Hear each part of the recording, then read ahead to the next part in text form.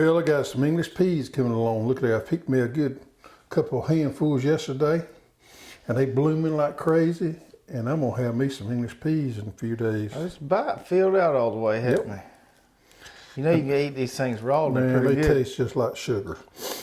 That's good stuff right there. Yep. I normally like to have them coming in right when my potatoes come in, where I can cook my potatoes and these together. But I think I got a little early on my garden peas this year. Yeah. Them things right there is good. You can put them on salad, boil them up. When you boil them, if you put a little bit of butter and a little bit of milk in there, Yep. they're good. But they taste, the difference between them and store-bought English peas. Well, that's the prime. If there's ever been one thing that's the difference between growing in your garden and going to the grocery store buying, it's English peas. It's a totally different taste to them. Yeah, I agree. Them right there are good. Let's say hey to everybody. All right. Hello, everybody. Hello. And welcome to the Row by Row Garden Show. Glad to have you with us this evening. I'm Travis. And I'm Greg. And we've got a great show planned for you. We're going to talk a little bit about growing plants later, greenhouses, kind of some best practices there. Now we just kind of sharing a little bit what was going on in the garden, what we got harvesting. Nice English peas there, and look what I got. So I had kind of started getting worried about my carrots a little bit. Because you've done a lot of smack talking about the carrot growing. Well, and you know, I get impatient sometimes, and so I had to kind of look, always, when something don't seem like it's coming off the time it should, I always look back through all my pictures of my iPhone and kind of see when I was harvesting carrots last year. And I think I'm on pace. I was just getting a little worried because I don't think I've given them as much attention this year as I have in the past. I've been really focused on my lettuce growing this year a lot. Anyway, so I dug a few of these up and they're coming along pretty good. Yep, I like those. Those are good size. They still got a little ways to go, Yep. but they're coming along pretty good. You want to try one of them? Yeah, I do. I could eat that with my English peas. Now that's another thing to me. The taste of that versus a store-bought carrot, there's zero comparison. Yep. So much more flavor in that right there. So this is the Bolero variety, which we've got here, which is a hybrid. And this is standard old yellow carrot. So these kind of get, you can't tell it now, but as they mature, the ends of them will get a little more rounded off. And we've got the Danvers, which is your more Bugs Bunny, hey, what's up, Doc type of carrot. And then I've got these two coming along too. They're a little smaller. I didn't pull any of those to show you, but the Purple Haze and then the Yellowstone's one of my favorites. So folks, if you live in the South, for sure, but other areas of the country, you're probably coming up on it too. If you want to plant carrots for spring, now is the time to be planting carrots. So farm I do some consulting on, we planted some carrots last week, and I'm gonna plant, I got these starting to get ready, but I'm gonna go ahead and plant me some more, and they'll come in a little later than them. So perfect time to be planting carrots if you live in the South. Now, you plant those in the fall. Yeah, I planted these in October. So you could have two crops coming off. You can have an early crop and then a spring That's crop. usually what I do. It's usually what I plan on. Now these take a lot longer. The ones in the spring come off pretty fast. They'll come off based on whatever that kind of day number is on the seed packet. These, because they overwinter, are going to take a little longer. But good time to be planting carrots right now. Yep. Getting those in the ground. Good stuff. What else have we got going on here? So we got onions going on. I got a 2-minute tip coming up next week on green onions. I've been sneaking out there pulling me a few green onions. I was looking at mine last night. I think I can start pulling some of mine too. I got out there and weeded my onions last night. My shallots are growing good. They're coming along. I threw a little fertilizer yesterday afternoon, and English peas is just blooms everywhere on them. My beets is coming along. Everything's looking pretty good. I had a little bit of a worm problem, so I got out there this morning and sprayed everything with some BT. BT. On my take care of collars. it. As far as weeding them carrots, when they, weeding them onions, when them onion plants get up big it can be tricky kind of working in betwixt them. That's what I use right there. That right there, this little thing right here. Now you're gonna have to bend over a little bit. It's just one of them things you have to do, kind of get down there, work in betwixt them. But that lets you just get in there and pick around them without messing up your onions. I'm on the 2-row system. I get 2 rows every afternoon. Yeah, I got double rows, so I've been doing 1 row every afternoon. I'm about caught up. Yeah, I am too. I need one more good afternoon. I think I'll be pretty well caught up. And I'll get all mine thinned out over the next few weeks or so, because I planted mine tight. Yeah. I'm thinning out every other one, but you'll see all that on the 2-minute tip next week. Mm-hmm. As far as the shallots go, I think it ain't a major boo-boo, but I think I might have made a little boo-boo with my pipe planting technique. Uh-huh. I knew this was coming. You did? Yeah. That's the reason I've been over and did mine like you're supposed to. It's the hard way, but I knew that was going to be the right way. I think it's hard to take a shortcut. It is. Now, mine came up okay, but the ones you planted and then the ones that we planted at my farm I'm helping with, we planted them with the root end down, the stem end sticking up, and both places they're doing a lot better than mine are. Mm-hmm. So in hindsight, I think the orientation of that shallot bulb in other words, planting them right is the correct way. Right, planting them right side up. Yeah. Now they still came up, but they're crooked. Well, no, they ain't crooked. Just probably took them a lot longer for that root to find dirt and that stem to find air. Yeah. So lesson learned on that. We'll fix it next year. And we should have those shallots. We should be carrying shallots and elephant garlic. Oh yeah. In fact, I was on the phone with them yesterday and told them we need to go ahead and put us down. We're gonna have a real good source on elephant garlic. So I mean, some of the prettiest elephant garlic I have big ever old, seen. Big old elephant garlic, and we're gonna have a plenty supply. And we're gonna have good pricing on there. So we're gonna pump that along a little later on. It's gonna probably be the fall before we get those in. But when it comes to elephant garlic time, we're gonna be your source on those. Yeah, we're gonna have them in the fall when you need to plant them if you live. And shallots. And shallots, that's right. Or shallots, as they say up north. We got peppers and eggplants in the greenhouse growing good. Mm-hmm. We did a video on that with our tomato varieties. And I wanted to mention something about the tomato varieties real quick, which some people might not know. So this Bella Rosa tomato, which we've talked about a lot, you can find a few other people online selling this Bella Rosa tomato. You will not find, now I won't say you will not, but I have not found anybody out there selling pelleted. Or found. Found, yeah. I have not found or not find anyone out there selling pelleted Bella Rosa seed. I've also seen a couple other companies selling Mountain Glory. Nobody but us is selling the pelleted seed. And if you've never used the pelleted tomato seed, it is so much easier to work with. And then there's nobody, and I mean nobody, out there but us selling this Brickyard tomato, which has an extremely comprehensive disease Can package. I carry it one step further? Sure. So all 3 of these varieties are what they call primed, and that means they've been carried through the germination process just a little bit and stopped. But these seeds will germinate and get up quicker than regular tomato seed.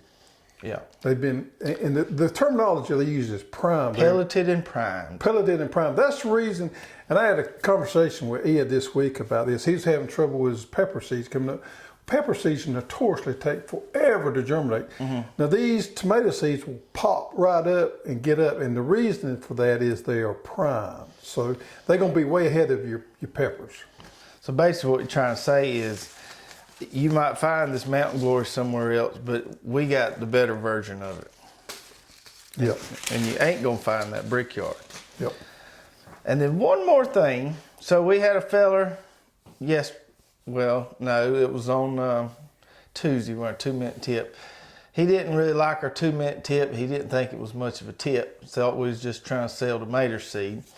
And then he started on about how he don't live very far from us and we ought to be able to grow heirloom tomatoes here because he can grow them. And he lives just over in a few hours away. And then I started, I mentioned that we have a heavy thrip and aphid pressure, which causes some problems for us with growing tomatoes. And then he provided this astounding quote here, and I just want to read it for everybody. He said, quote, "If you can't control thrips and aphids, you have more garden than you can handle." And that kind of made me laugh. Well, everybody's got a little different situation. I mean, these people that live in town, 8 or 9 miles from us, that live in a different environment, what they can grow the heirloom tomatoes and be fairly successful with. Now, we live in a highly populated farming community. It's a 1,000-acre field right across the street. I mean, we can look out the window here and see a 100-acre field where they're growing produce. We have a profound insect pressure here, as does some of the other people do. Aphids are not that hard to control. You can stay on top of those, but thrips is a terrible problem to control in a produce or a vegetable garden or a produce farm. They have more problems with thrips than they do most any other things. Now, the way they do it is with neonicotinoids, which is a systemic insecticide, but we don't like to use those in the vegetable garden because we don't like what goes into our vegetables, and that's the whole thing. We want to try to eat healthy. So if you don't use the neonicotinoids, then you can have substantial thrip problems that are very hard to control. And that's the reason we recommend some of these varieties right here that are disease resistant and insect resistant. So if you have any problems whatsoever with those in the past, or you may not be able to stay on a spray program like you think you should, you want to consider these right here. And if you can come up with a way to control thrips without the use of neonicotinoids, you can probably be a millionaire pretty quick. That's right. So that thrip pressure, which thrips are the vector, which means they're the kind of carrier for that tomato spotted wilt virus, which is what all these are resistant to, and that's the big one for us. That's the big killer of tomato plants here. That thrip pressure, from our experience, is extremely regional and located, so to say. For example, at our demo garden at the Sunbelt Expo, man, just heavy insect pressure there. You drive 5 miles into town, you might find somebody growing some beautiful heirloom tomatoes in their yard. Yep. So where all this commercial agriculture is, we don't have a lot of beneficial insects to combat some of these things that can cause problems for our plants. And these varieties, hybrid varieties, are extremely productive too. They're way more productive than heirloom. That being said, if you want to grow the heirlooms and you can, by all means, have at it. But if you're having some trouble, switch over and try some of these hybrid varieties that are disease resistant, and you're gonna find out that you're able to grow these type of tomatoes where you can't grow the others. Yeah, and if your goal is to preserve and put up a lot of tomatoes, you're gonna be much more successful growing more tomatoes in a smaller space with these hybrids than you will the heirlooms. And these things just, they have a little better shelf life too. They're gonna store a little better for you, so you can kind of accumulate a couple bucketfuls and then do all you can, and then making salsa and spaghetti sauce and all that good stuff. Yep. All right. Now that we got all those out of the way, let's get into our main topic of the week. We've had several people asking us a lot of questions about how we grow such pretty plants. And this is a tough one. It's a tough one. We've got a little system, and we made bunches of videos on it. And we really, to us, it doesn't seem that complicated, because you got your heavy duty tray, you put them in there, keep them watered, shoot a little fertilizer to them once they get up. But I've seen lots of folks, and even on a farm I'm helping with, that got these lettuce plants getting real tall and leggy. Mm-hmm. And when we grow our lettuce plants in our greenhouse, they stay flat and confined to the soil. They don't get leggy at all. Yeah. So we wanted to kind of go through some, go through some of the details of kind of greenhouse growing and what we found works and what we found doesn't work. This is a difficult subject because I would like to be able to tell you everybody can grow their own plants and they're going to be beautiful. But there's certain situations where you may be hamstrung and you can't do it. If you're working a job that takes you away from your house 8 to 10 hours a day and nobody's there to help tend to the greenhouse, these plants, it's going to be hard for you to do it. And let's be completely honest. Our greenhouse is right out of the warehouse up here. It is 50 feet away, and I make a couple of trips up there a day, and you make a couple of trips up there a day to either increase the ventilation, open the curtains, to water, to fertilize, or to do something. So we're constantly in and out there monitoring it, making sure everything's in order for us to have nice plants. If we was not, it could be bad. We could have a hot day, nobody raised the curtains, and they could fry in there. Things could dry out. So we have to, every day we have to do things a little bit different according to how hot it is, according to how much sunlight we're getting, or if it's cloudy, it's or going if to get real cold at night. Temperature, whatever. We have to kind of make, and next week there's only about 29 degrees here, so we have to make preparations for that. It's just going to be real hard for you to grow a good quality plant if you don't have the resources to do it, and you don't have the time to devote to it and to be around. Yeah, with that being said, our system is very manual. Now, there are plenty of systems out there that are automated, and you can certainly take advantage of that automation, automated watering systems, automated ventilation. Mm-hmm. Let's kind of talk about some of the options and some of the things you have to look at when you're growing these plants and trying to keep that controlled environment. Because what we're really trying to do as far as temperature is we're trying to avoid any sudden changes in temperature. Extremes. I had some, to give you a perfect example, this is not the greenhouse, but out in the garden. I've got some lacinato kale and some collards I planted back in the fall. They've been making good all throughout the winter. And those things are usually pretty resistant to bolting, okay? And I've grown them well into summer before. But within the last couple of weeks, we shifted from being real cool to 80 degrees real quick. Well, we had a couple of days all up in the 80s. Yeah, and that sudden change in temperature made them plants bolt. And so that kind of shocks them and sends them into a pandemonium, so to say. So when the greenhouse, we're trying to create a controlled environment where we don't have any sudden environmental changes. As far as temperature goes, we don't ever have to put a heater in ours. We hadn't this year. We have in the past, but you can certainly buy heated greenhouses. We usually just put a little propane heater in there. Is plenty enough because ours is pretty small. What's it? 16 foot? Yeah, 16 foot. So let's talk about germination versus going in and growing your plants. So germination is the first step you want to do with your plants, and we use the heat mat for that. And what you want to do with germination is you want high humidity with a stable temperature somewhere around 70 to 80, 85 degrees. And you can do that, or we do that with a heat mat. So we keep our heat mat underneath there, and that heat comes up, and we keep these trays wet, especially when they're germination. We don't let them dry out whatsoever, and that creates that humidity in there and helps those plants come up.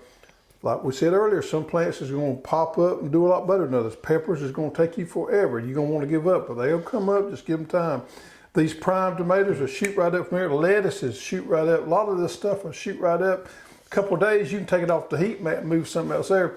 Well, your peppers may have to stay there 3 weeks. Right. So usually the hotter the pepper, the longer it takes. As soon as our plants, we see them come up, and after they germinate, we move them off from that heat mat over there to the side or to a tray there or shelf that's away from the heat mat, because we don't need that heat mat anymore. That's when we start trying to maintain a constant temperature and nothing to the extremes low or high. We do that by raising the curtains. If we need circulation during the daytime, we get circulation through there. And if it's real cold, we can put that propane heater in there. Another thing we do is once those plants come up, we start hitting them with fertilizer. Mm-hmm. And that's one of the things I see most people don't do. They don't fertilize their seedlings enough. So once you get, we call those true seeds, those first two leaves. True leaves. Once they come up, we start hitting them with our 20-20-20. And man, once they start hitting that, they'll fly right along. In no time you'll have them growed off. Yeah. Now that the Pro Mix we use in the bales is sterile. Doesn't have anything. That's what we have to fertilize. Now the Pro Mix we sell on our site does have some fertilizer in it, so you won't have to pop it quite as much. You talked about rolling up the doors, so let's talk about airflow just a minute there. So some greenhouses you'll see, or you can purchase or build, has the vents in the roof. And that's going to provide some good airflow. And a lot of those are automatic and hydraulic and all that fun stuff, and will adjust to the temperature, whatever in there. Ours are kind of just old school. You go out there, it takes a second, but you just roll them up, and you can roll them up to whatever height you want. Those are on the side, so you can roll them up and you get that airflow through there immediately. Boom. So if your greenhouse is hot, you roll those up, within a matter of 5 to 10 minutes, it's cooled down. But either way, you need some type of control to be able to open that thing up. Besides just opening the door, open up the windows or have some kind of vents there is a really necessary aspect of it, so you can keep that temperature relatively constant. And also helps for disease control too, keeping that air circulation. Now let's talk about kind of the biggie, the one that I see causes the most problems, and that is lighting. Mm-hmm. If you're growing plants in your house and you've got plants on your counter and you got a fluorescent light in your ceiling, I can almost always guarantee 100% of the time they're going to get leggy. Yep, that's not enough light.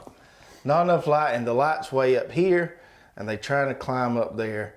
The folks that are using the indoor growing system, using the grow lights effectively that I see, well, the way they do it, here's your tray, they got the light right on top of it. And they basically move that light up as that plant grows. They don't ever want to put it up here because it just creates legginess. So they're keeping it right on top of it. Now that's artificial light. In my opinion, the best type of light is the natural light. Yeah, we don't use any artificial light. We use straight natural light at the greenhouse. Our greenhouse is in the full sun, and we use the 6 mil poly. And then we have plenty of light. Do not use shelves in your greenhouse. We just have one shelf system there so our plants can get all the sunlight. If you start using shelves where you stack them on top of one another, you got problems there because they can't get enough sunlight. Yeah, I've seen that before. So if you've got plants growing on a rack here and then you decide you want to add a shelf up here, that's going to shade out there and they're going to be crawling towards that light again and getting leggy. So you want kind of a one shelf system seems to work the best. That way you get an equal distribution of light to everything that you have on those shelves. Now what we'll do when our greenhouse gets real full and we get our plants that's getting real close to hardening off, we'll put some pallets right on the outside there, and we'll move those trays to the outside to give us more room than the inside. The weather's normally, by that time, has gotten where it doesn't get to any extremes and we're okay. And we're trying to harden those plants off anyway, and it gives us more room. Yeah, for tomatoes, peppers, stuff like that. When the nights are still a little bit cool, put them out there so they don't ain't shocked too much when we go put them in the ground. Talk about watering just a little bit there. We don't have an automatic watering system. If a fella was working all day, he would definitely want to have an automatic watering system with some misters at the top, and you can get those kits pretty easily. We do the manual watering with the dram one. I will mention this, it is, if you can do it, it's really nice to have a spigot at the greenhouse versus running a hose from a spigot elsewhere all the way there. One amazing reason is using that fertilizer injector, that little brass siphon mixer. So we have 2 buckets. We got a spigot runs inside our greenhouse. We got 2 buckets. We got one with plain water and one with fertilizer already mixed up. So for us to fertilize, we just simply take that little tube from our siphon, stick it in the other bucket, or vice versa. We don't fertilize plants when we're trying to germinate them because we're just wasting fertilizer. But once those plants pop up, then we'll move it over, or shoot some fertilizer to them, and then we can go back to watering our trays that we're trying to germinate. Right, because that's siphon mixer, we just leave it hooked up all the time. Yeah. It has to be pulling some type of fluid, otherwise it's just pulling air. So we have a clean bucket and a fertilizer bucket, and you just go back and forth depending on what you want to do. It makes it really, really easy. So a lot of good tips there about greenhouses, what kind of look for. Ours, there's a company not far down the road from here called Atlas Greenhouse that has a wide range, whatever. What's the one we got called? Do you remember the name? I just looked at it the other day. I can't remember. I've had that thing for years. I can't remember the name of it. Well, lots of different options there. You can get a decent greenhouse without breaking the bank. Yep. And I have to say this right here. We have enjoyed that greenhouse. I forgot what we paid for it. I've had that thing probably, I don't know, 10 years at least, and we we just about, there's a little bit of time during the summertime we don't have anything growing in it. Besides that, we got something growing in it all the time. And we have enjoyed it a lot. Yeah, and even on a little 16-foot greenhouse, if you get the hang of it and get going, we don't do this, but a fellow could easily sell plants out there and pay for a greenhouse in no time. And sometimes I believe I might have been a greenhouse worker in my previous life, because I just like to get up there and piddle around. All right. It's good stuff there. If you have any more questions about greenhouses or growing plants or anything like that, put those in the comments and we'll be glad to answer them for you on next week's show. We're going to get into today's questions. And if we answer your question on the show, as always, send us an email to cusserve@hosstools.com. We'll send you a nice little prize for playing the game. So our first question here comes from Carol Avant, and she's in Central Florida, and says she has the hardest time growing corn. They get corn earworms like crazy, and just as soon as she sprays with BT, it pours in the rain and washes it off. Any suggestions? Plant early. That's one thing you can do, is get that corn in there early. The earlier you can get it in and grow it off, the less bug pressure you're going to have. Some years, for some reason or another, it's going to be worse than other years. Last year, I don't think I found a single worm in my corn. And in other years, I've had a little bit of a problem. So plant it early. If you're in Central Florida, I dare say you should have that corn seed ready to go into the ground. Right now. Right now. Yep. The other thing you can do, so the jury is that you'll find some websites say BT works on earworms, some that say it doesn't work. What does work for sure, definitely, is this spinosad. So this garden insect spray contains spinosad. This is Armory registered for organic production. What you do, you can spray this before silks start to develop if you see a bunch of worms munching on your plants. But the prime time to spray it is when you start getting those silks and tassels. Spray it over the tops, what I've done before, and just let it kind of fog in. You want to you got to get it on the silks for it to work. But, they say to spray it late in the afternoon, but I like to actually go out there at night once it's dark, and I'll go spray it then, and spray this stuff about twice a week, just as those ears developed, and this will take care of them. So get you some spinosad if you have corn earworm problems, and you'll be good to go. Mr. Jason Reynolds says, this will be my first year doing a good sized garden. What varieties do you recommend for a complete garden?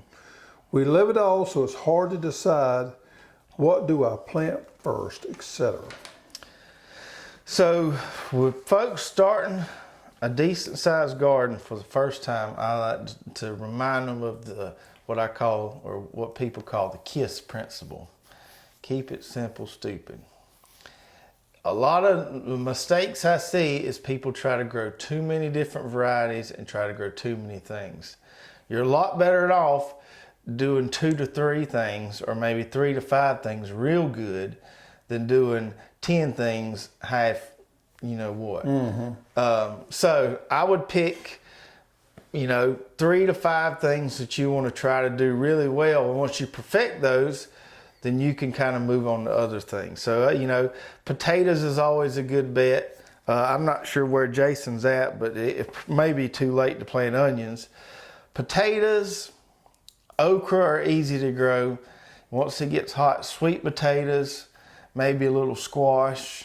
Squash is probably one of the easiest. Yeah, squash, and maybe some of them hybrid cucumbers. Keep it simple the first year with your staple crops. You don't want to overwhelm yourself, because then your weeds gonna get out of control. So keep it simple, don't overdo it, and then add stuff and perfect stuff. Yeah, corn would be one I'd probably lay off of the first year till I got some things on my bed. Corn can be most people don't understand how to grow corn. You really got to hit it hard with water, and it takes a lot of fertilizer. So corn I would probably lay off of till I got a little experience under my belt, and then move into that. I love growing corn, but it's one of the harder crops for people. It's demanding. It's a little demanding. People don't quite understand how much water it needs. Speaking of water, the other night I let my drip run on my onions all night long. Soaked them good. Man, and you can't give them too much water this time of year. So I hope that helps, Jason. And Carol, send us your address to cusserve@hosstools.com. and we'll get you a nice prize out there, folks. Just a reminder, we getting real short. Or short. Short and short. Short and short on seed taters. If you still need seed taters, we still got some. But when we out, we out. So yep. Let's tell them about our new show we got on Fridays. We do got a new show on Fridays called Gardening with Greg. Yep. So that's going to air every Friday at 10 a.m. Eastern time. On YouTube. On YouTube and on our Facebook channel. And he felt like he'd been out of the game for a little while and needed to get back in the game. So that gives you 4 regularly weekly videos to see every week. You got your 2-minute tip on Tuesday. We usually have kind of a longer gardening video on Wednesday. We've got our show on Thursday nights, and then our Gardening with Greg on Friday. So 4 days out of the week. Keep you pumped You can up. pretty much really. You can just call your satellite cable company and just tell them come pick that stuff up. Because really all you need is internet connection and dial us up, and you got your weekly viewing in right there. Because the rest of the time you really need to be out in the garden. You really need to be out in the garden. If there's sunlight, you need to be out there. And one more thing before we close. So believe it or not, we are, the way the seeds work, we kind of having to start planning already for what we're going to add to our seed lineup next year. And I wanted to kind of give an open invitation out there.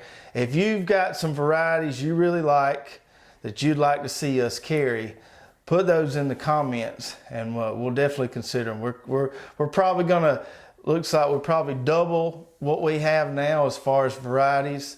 So we're doing some research, finding some stuff that work for us, that we know work good for you. So if you got any suggestions, put those in the comments. Yep, absolutely. And we'll add those. All right. Well, that's going to do it for Gotta tonight. wind us up. Y'all take care. Get out there and get something done. And we'll see you later. See y'all next week.